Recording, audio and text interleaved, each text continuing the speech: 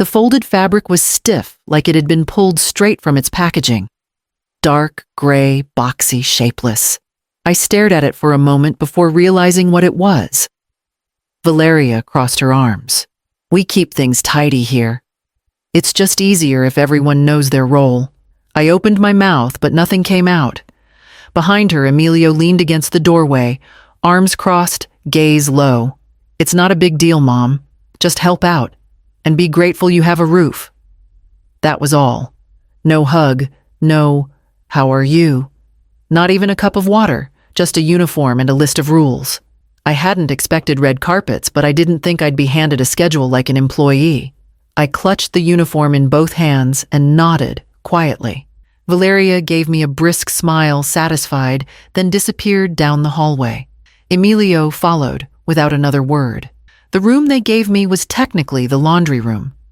No windows, just a twin mattress against one wall and a folded towel laid on top. A single hook on the back of the door served as a closet. I placed the uniform there, took off my shoes, and sat for the first time since arriving. My hands were still raw from the drive tight on the wheel for 6 hours straight. I'd left behind the charred remains of my bakery just yesterday, the smoke still caught in the fabric of my coat. I didn't cry. I didn't call anyone. I didn't ask for more. Instead, I rose, washed my face, and folded the towel into a neat square. Then I found the cleaning supplies exactly where Valeria had said and scrubbed the baseboards until my knees hurt. Dinner was ready by the time they came back from their walk. I wasn't invited to sit. I watched from the kitchen doorway, my apron stiff with flour, while the three of them passed around a dish I hadn't tasted. That night, I couldn't sleep. The ceiling above me creaked with footsteps that weren't mine. And in the silence, I realized something I hadn't wanted to name, yet I was no longer family. I was staff. I kept my head down. The less I spoke, the less they noticed me. I swept floors that were already clean, scrubbed countertops that no one touched. I cooked the meals before they returned and vanished before they sat down to eat. One morning, I opened the mailbox to find my name gone. The little white label that once said C. Mora had been peeled off. Just E, Mora and V. Mora remained. Neat, efficient. Valeria left notes taped to the fridge now. Don't forget the upstairs bathroom. The oven hood needs wiping. She always signed them with a smiley face. I didn't argue. I followed the lists like a student desperate to pass a test I never signed up for. At night, when they went to sleep, I took out my old recipe cards. They smelled faintly of smoke, the edges curled, but they still held the memories I couldn't say out loud. I made small batches, soft cinnamon rolls, honey biscuits, things that reminded me of early mornings in the bakery. I gave them away to neighbors who passed by the side gate. Quiet kindness with no explanation. My friends thought I was out of town settling insurance paperwork. I didn't correct them. I wasn't ready to say I was living in a laundry room wearing a uniform someone else picked, earning my keep like a boarder in a house that once had a room waiting for me. Then came the dinner party. 10 chairs around the table, perfectly set with Valeria's gold-rimmed plates. I had cooked everything: roasted lamb, 3 side dishes, 2 desserts. As the guests arrived, Valeria leaned over and whispered, "There's no room tonight. But could you keep an eye on the oven?" I nodded. From the kitchen doorway, I watched them laugh and toast. I recognized the fork I had bought for Emilio's first apartment. They used it to cut a pie I didn't taste. When the dishwasher hummed and the house went quiet, I stood there in my apron and realized something had shifted. I wasn't staying here. I was serving here. The second I walked into the dining room, I knew. There were 10 place settings, 10 cloth napkins folded like lilies, and none of them were mine. Valeria's mother pointed to the wine bottles I had laid out earlier. "Could we open the red?" she asked, smiling politely. Emilio looked at me, then turned away. "Mom, can you bring the corkscrew? I brought it." I poured. I smiled. I didn't sit. My chair, the one that was always at the far end of the table closest to the kitchen, was taken. Valeria's father sat in it, with ease resting his napkin on his lap like it had always belonged to him. No one noticed me standing by the fridge. I wiped my hands on the small kitchen towel I kept folded in my apron pocket, the one I brought from my old apartment. It smelled faintly of cloves, something warm I could still call mine. The room filled with clinking glasses and small, practiced laughter. Someone complimented the lamb. Someone else asked for seconds of the gratin. No one asked who made it. I stayed in that doorway through dessert. They didn't offer me any. I didn't ask. After the guests left and the dishwasher hummed to life, I walked into the laundry room and closed the door behind me. The apron came off first. Then I folded the uniform, smoothing every crease like it was the last thing tethering me to who I'd become here. I didn't slam drawers or pack in anger. I moved like I was cleaning up after a long day, quiet, focused final. I took only what I had brought with me: 2 outfits, a toothbrush, and a notebook I had once used for orders. Before the sky turned pink, I wheeled my suitcase out the side gate just as the paper boy biked past. He nodded. I nodded back. I didn't leave a note. The sun hadn't risen yet, but I kept walking. I didn't know where I would sleep. Only that I wouldn't sleep here again. The room I found was behind a taqueria up a narrow staircase that creaked with every step. The walls were thin, the bed was low, and the window faced a brick wall. But it was mine. The name on the lease wasn't mine, but close enough. I didn't want to be found. I walked the city during the day, slipping between crowds like smoke. At night, I cleaned rooms at a hotel off the freeway. Business travelers, quiet families, drunk men who didn't say thank you. The job was hard, the hours longer than I remembered having in my bones. But no one handed me uniforms. No one called me just the help. I showed up, I worked, I left. The manager gave me leftover shampoo bottles and the occasional half-used bar of soap.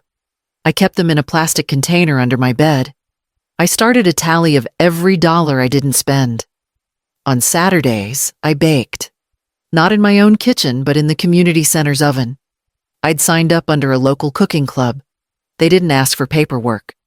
Just showed me where the pans were. I made guava muffins, anise cookies, honey cornbread. Nothing fancy, just things my hands remembered. I brought a folding table and stood by the fence of the swap meet near the train tracks, the same place where my husband and I used to walk on Sundays. People stopped. Some bought out of pity. Others came back the next week. One woman said the cornbread reminded her of something her grandmother used to make. I thanked her and looked away before my throat could catch. I didn't print flyers. I didn't hang signs. Just small brown bags and hand-tied string. No brand, no name, only the recipes I'd once saved from a drawer before the fire. One morning, as I packed up the last of the muffins, a woman asked, "Where's your shop?" I told her I don't have one yet. But I would. I just didn't know it yet. She wore a denim jacket and held her phone like it was part of her hand. I didn't notice her at first. Just another woman passing by taking a sample from the tray of guava empanadas.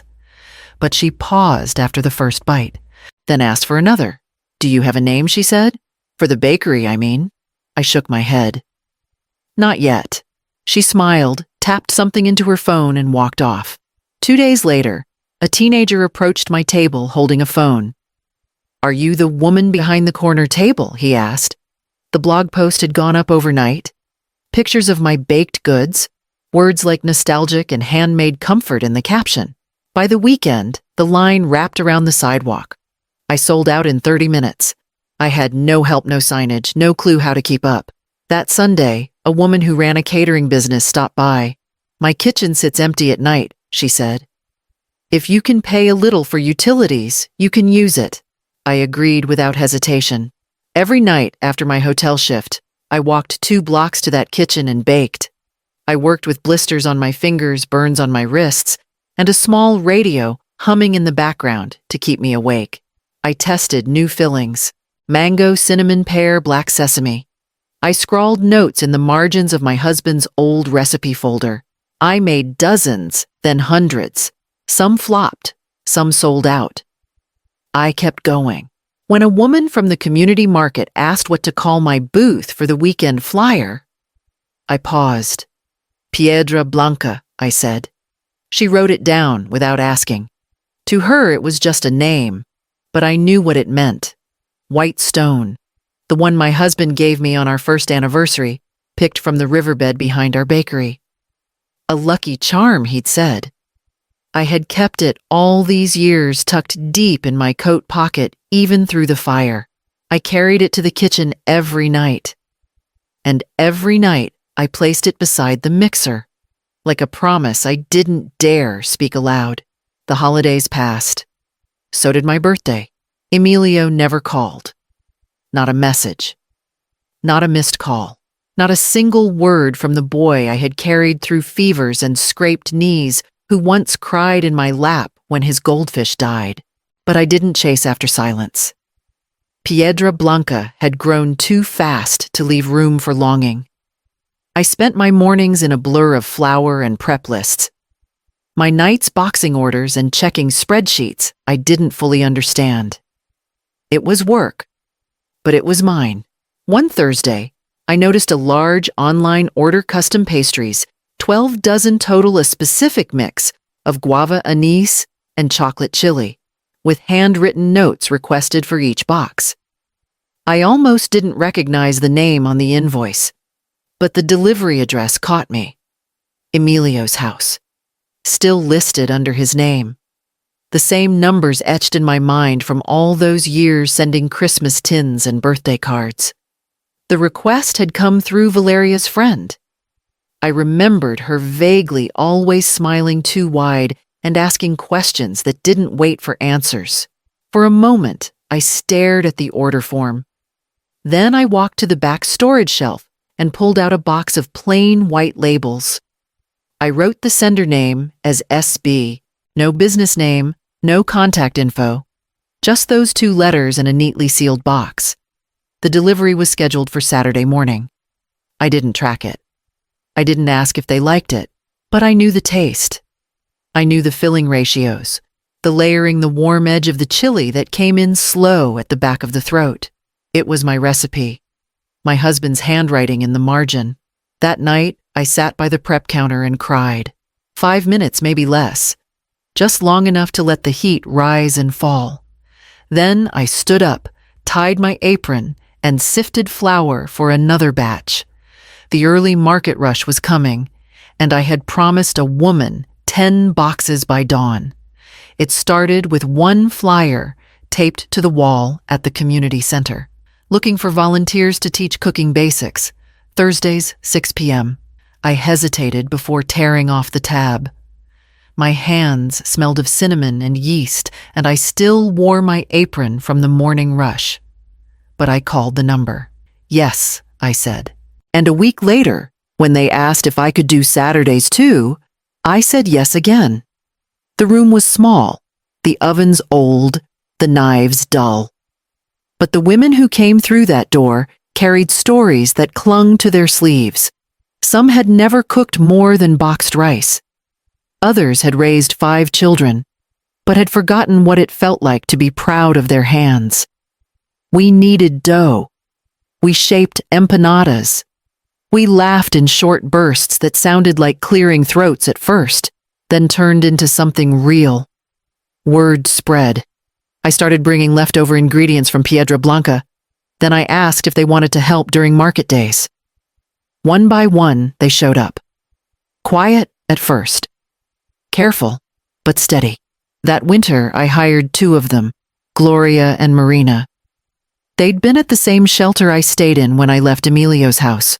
I remembered Marina's cough in the bunk below me, the way Gloria always shared her tea bags. Now they had keys to the bakery and their own name tags. They worked like they had something to prove and nothing to lose. Just like I once did. Customers began asking for them by name. We painted the back wall of the bakery, a soft yellow, and framed old recipe cards with smudged edges. Gloria brought in a speaker, and Marina started humming as she cleaned. Piedra Blanca no longer smelled only of flour and sugar. It smelled like warmth, like recovery, like stories being rewritten one morning at a time. I stopped checking my phone for Emilio's number.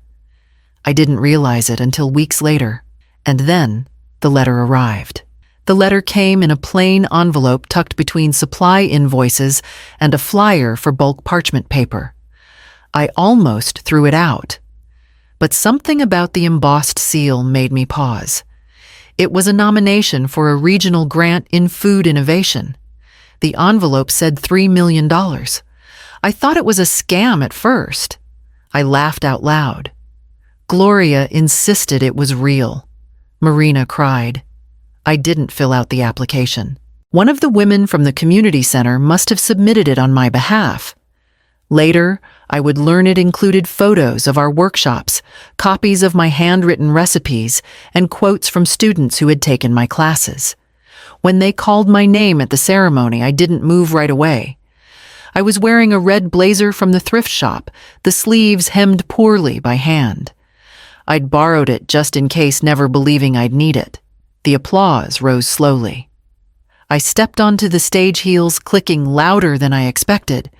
The camera lights were blistering hot, but I kept my chin level. The check was real. The audience stood. They handed me the microphone and I held it with both hands, not because I was nervous, but because I didn't want to drop anything. Not anymore. I thanked the community center. I thanked the women who rolled dough beside me when we had nothing but one shared oven. I thanked Gloria and Marina, who sat in the front row holding hands, their name tags still pinned from the morning shift.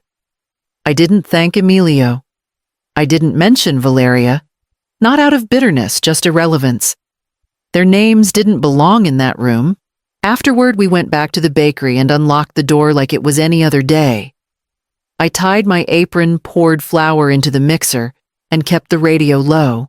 The world had shifted, but the recipe stayed the same. The next morning, someone sent me a screenshot.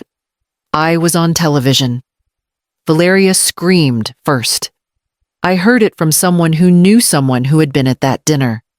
They were hosting a small party, wine glasses half full, Emilio carving into a roast, the television humming in the background. Then the segment aired. A clip from the award ceremony. The host introduced the winner of the Food Innovation Grant. My name echoed through their living room. I stood on screen in the red blazer, the microphone steady in my hand, the Piedra Blanca logo behind me in clean white lettering. Valeria's mother gasped. Emilio dropped his fork. It hit the plate with a sound that silenced the room. I didn't see it happen, but I could picture it easily enough. Their shock, their confusion, the slow crawling realization that the woman they dismissed now stood beneath stage lights, thanked by strangers, applauded by hundreds. They didn't recognize the business name, but they recognized my face. I knew they would. The first call came within the hour. I let it ring. The second followed 15 minutes later. Then a message. "Mom, can we talk?" I stared at the screen until it dimmed. The third time I answered. His voice was tentative, almost unfamiliar. I didn't know. I saw you on TV. You looked different." I said nothing. He continued. "Valeria didn't mean everything. Things were complicated. We were under pressure. I didn't know you were struggling. You could have said something." I almost laughed. Instead, I listened. He rambled on about wanting to reconnect, how proud he was, how the kids might like to visit the bakery. I waited for the apology. It didn't come. When he paused to breathe, I said, "Piedra Blanca is open, Thursday to Sunday. Anyone's welcome to stop by." A beat of silence. "Does that mean I can visit?" he asked. "You can visit," I said. "Same as anyone else." I hung up before he could answer. Then I turned the mixer back on. I still had 3 trays to finish before morning. He came alone. No warning, no message beforehand. Just appeared on a Saturday afternoon, standing awkwardly near the back of the bakery as if afraid to be recognized. But I saw him. His hair had thinned. He looked smaller than I remembered, like someone who'd been carrying the wrong kind of weight for too long. He waited in line just like everyone else. When he reached the counter, I didn't speak first. He cleared his throat, looked down, then said, "Hi, Mom." I nodded once. "What can I get you?" He blinked, unsure whether to smile. "Whatever's your best seller." I passed him a guava empanada wrapped in brown paper. He held it like it might fall apart. "I'm not angry," I said quietly before he could say whatever rehearsed words he had prepared. "I just don't need to explain where I've been or where I'm going." He nodded slowly, eyes lowered. Then he said, "Do you think maybe we could talk sometime? Maybe visit just you and me?" I looked past him toward the back tables, where Gloria was setting up for the next workshop. Marina stood beside the new oven, showing a teenager how to roll dough without overworking it. "Piedra Blanca's open to the public," I said. "Thursday through Sunday." He waited for more. There wasn't any. He left with the pastry still in his hand. I didn't watch him go. I turned back to the dough I'd been kneading, pressing the soft mound down, gently folding it over itself, the way I'd taught a dozen women by now. 3 of them stood at the work table behind me, aprons tied, hair pulled back, waiting for me to show them the next step. I wiped my hands on my towel and smiled at them. "All right," I said. "Let's begin."